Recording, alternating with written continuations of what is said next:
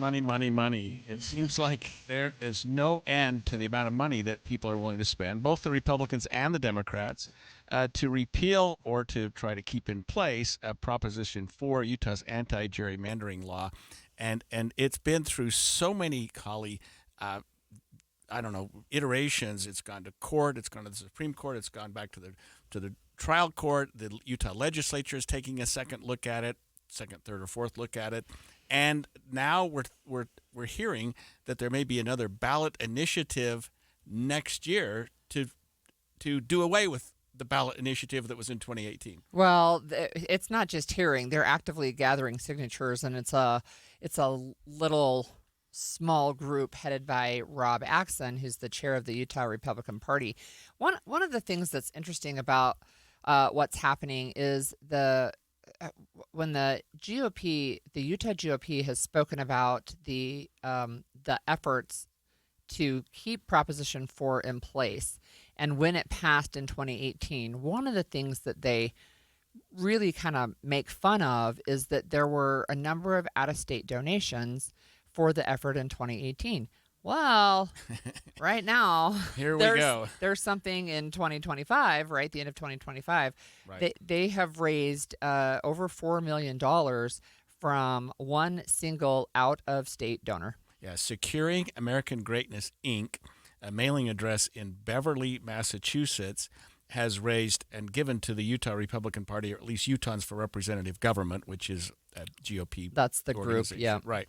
$4.35 million over the course of just the last 4 weeks. Raised a ton of money. So, I mean, it's an... And that's the only donor, right? That's right. One of my points, is that's the only donor. So they wanted to point fingers in 2018 that the Better Boundaries people, whoever it was, the official name of the organization at the time, who promoted the Citizens Initiative, they had local donors, but they also had some out-of-state donors. But now, right, it's a little hypocritical to say we're getting millions of dollars, and those are the only people who care. That was the Action Now initiative in 2018, which was a nonprofit 501c4. This is another 501c4, which, by the way, is a nonprofit social welfare organization, we call it, which means it can have social or political activities related to it, but it's also a nonprofit. So, I mean, I've formed and worked with nonprofits. You've probably worked for a zillion of them, and I understand how they work. So it doesn't offend me necessarily, although it does seem to be, who are these people and what's behind it? An answer to both of those is you may never know. Right, because they don't have to disclose who their donors are or where their money's coming from, right? That's one of the issues is you don't really know. There's one organization listed out of state. We don't know who has donated to that organization or who might be behind that organization. So 4 or 5 years ago, it may have been longer, when the last Democrat held a seat in Congress, Ben McAdams, ran against Burgess Owens. At the time, that was one of the most expensive House seats we'd had in our country. It was very, very expensive, and this particular seat seems to be drawing money from even 6 or 7 years later. It just seems to be drawing more and more money, and it's one seat out of 435. You wonder what people are willing to spend to do that. But and here's another thing: who knows what the ballot is going to look like in 2026. We still don't know. Right now, we assume it may very well be what we call the donut. Yeah.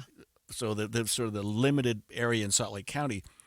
But I would bet just about anything, Holly, that's a one-off, that we will never have that geographical boundary again, either because the voters will do away with it, the legislature will do away with it, the Supreme Court will make some change. I just don't see that being, it was so thought out by everybody. I mean, you can agree or disagree, but there were certainly experts that testified, people that went to court and tried to convince the judge that it was good or bad for one reason or another. And it wasn't like somebody just pulled it out of the air. It was a very thought out by everyone boundary, and may just be a one-off. Yeah, it may be. We don't know, and that's part of the frustration, I think, for everybody. So people certainly there are 4 candidates who've declared, Democratic candidates who've declared for that seat, but we don't actually know. So what we do know is that on December 9th there will be a special session with the Utah legislature. We think, at least we've had legislators who have told us they think that one of the issues that they're going to address is pushing back the filing deadline until March after the legislative session, so that that gives more time for a court process to play out. We're waiting at the legislature basically is trying to get this case in front of the Utah Supreme Court to rule against Judge Gibson. That's their hope, right? And,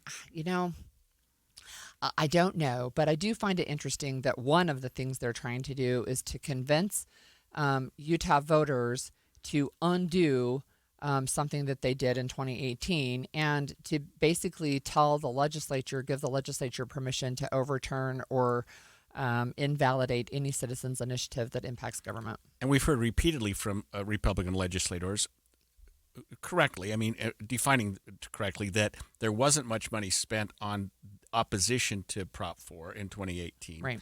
And that we keep hearing from them that it passed by hair. It was not a huge...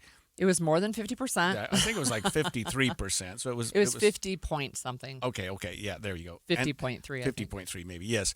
So anyway, hey, we didn't put up much of a fight. It barely passed. Let's take a look at this again. Maybe it'll be on the ballot again. My guess is if it's on the ballot, the citizens now being more informed than they were in 2018, it may pass by a bigger, greater margin. Yeah.